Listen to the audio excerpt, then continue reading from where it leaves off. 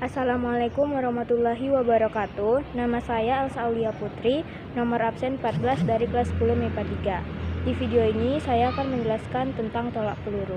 Pengertian tolak peluru. Tolak peluru adalah salah satu cabang olahraga lempar dalam atletik yang dilakukan dengan cara menolak atau mendorong peluru atau bola yang terbuat dari logam sejauh mungkin dari titik lempar menuju titik pendaratan menggunakan teknik tertentu. Sejarah tolak peluru. Tolak peluru telah dikenal sejak 2000 tahun yang lalu, yaitu sejak masa kerajaan Yunani kuno, tetapi dengan tata cara dan peraturan yang berbeda. Menurut Homer, pada zaman dahulu, tolak peluru dikenal dengan nama lempar beban atau weight throwing. Salah satu catatan penting dari sejarah tolak peluru terjadi pada tahun 1950, yaitu ketika Perry O'Brien memperkenalkan teknik lemparan tolak peluru. Pada metode O'Brien, pelempar memulai tolakan dengan menghadap bagian belakang ring.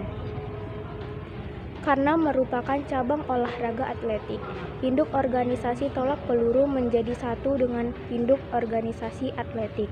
International Amateur Athletic Federation adalah wadah olahraga atletik, termasuk tolak peluru seluruh dunia.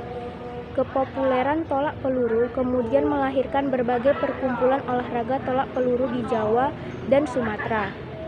Sumatera Athletic Bond di Medan menyelenggarakan kompetisi atletik yang diikuti MULO, HBS, dan sekolah lainnya. Salah satu cabang olahraga yang dipertandingkan adalah tolak peluru. Meski keberadaan tolak peluru dan cabang olahraga atletik lainnya sudah dikenal sejak masa penjajahan Belanda, Persatuan Atletik Seluruh Indonesia atau PASI baru terbentuk pada tanggal 3 September 1990. Dengan adanya PASI, olahraga atletik termasuk tolak peluru makin berkembang. Teknik tolak peluru. Yang pertama, teknik memegang peluru.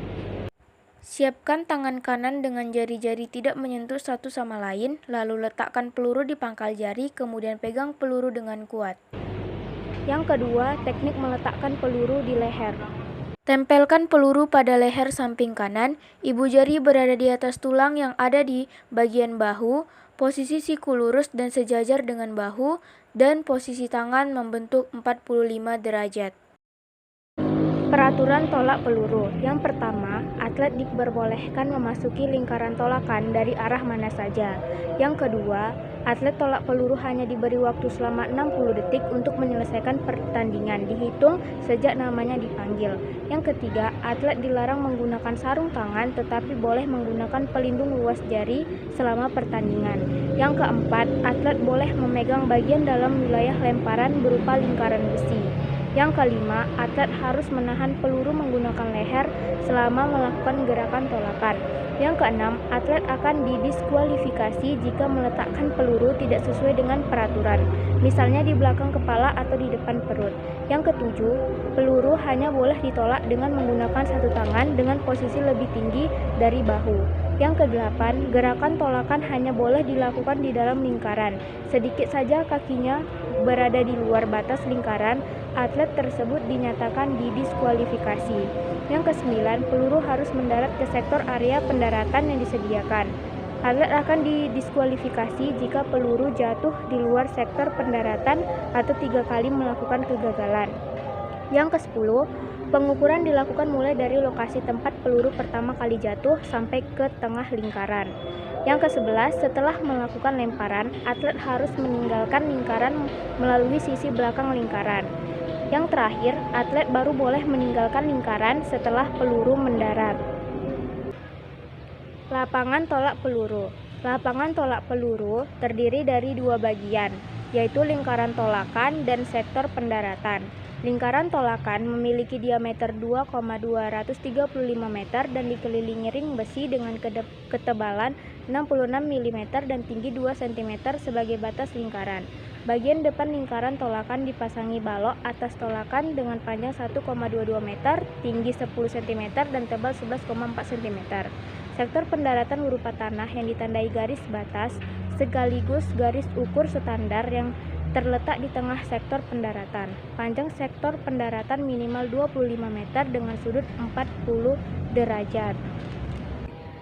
Peralatan tolak peluru. Dalam sebuah pertandingan tolak peluru, diperlukan beberapa peralatan yang wajib disediakan penyelenggara, yaitu alat pengukur, bendera, peluit, dan bola peluru. Untuk peluru yang digunakan, terdapat beberapa ketentuan sebagai berikut. Peluru dapat dibuat dari besi, pasir, logam solid, stainless steel, material sintetis, atau polivinil. Ukuran peluru disesuaikan dengan jenis lapangan yang digunakan. Untuk pertandingan yang diadakan di lapangan indoor, ukuran peluru yang digunakan sedikit lebih besar dari pertandingan outdoor. Ketentuan untuk berat peluru adalah sebagai berikut. Untuk senior putra 7,257 kg, untuk senior putri 4 kg, untuk junior putra 5 kg, untuk junior putri 3 kg. Gaya tolak peluru. Dalam sejarahnya dikenal 3 gaya tolak peluru, yaitu gaya meluncur, gaya ortodoks, dan gaya O'Briens. Namun, hanya gaya ortodoks dan O'Briens yang masih tetap digunakan hingga saat ini.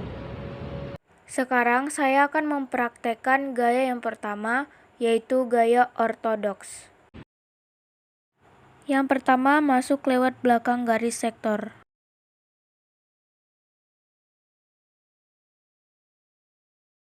Awalan gaya ortodoks.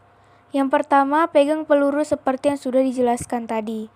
Yang kedua, peluru diangkat dan diletakkan di bawah telinga di samping leher. Yang ketiga, posisi badan menyamping sektor tolakan. Yang keempat, tangan kanan sebagai penyeimbang. Yang kelima, buka kaki selebar bahu. Dan yang terakhir, tekuk kaki sebelah kanan dan badan dicondongkan ke samping. Dorong peluru sekuat mungkin hingga peluru dapat terlempar jauh. Peluru tidak boleh dilempar, tetapi didorong dengan tangan sekuat-kuatnya. Berbalik badan ke belakang garis sektor dan berjalan keluar garis sektor. Selanjutnya, saya akan mempraktekkan gaya yang kedua, yaitu gaya O'Brien.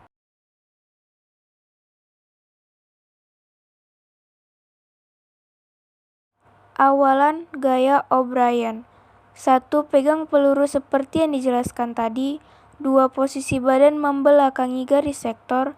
3. Kaki kanan ditekuk dengan posisi badan tegak namun tetap rileks.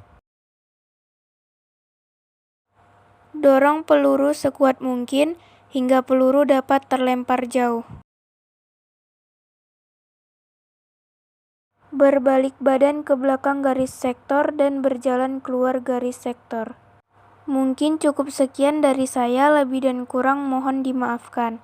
Wassalamualaikum warahmatullahi wabarakatuh.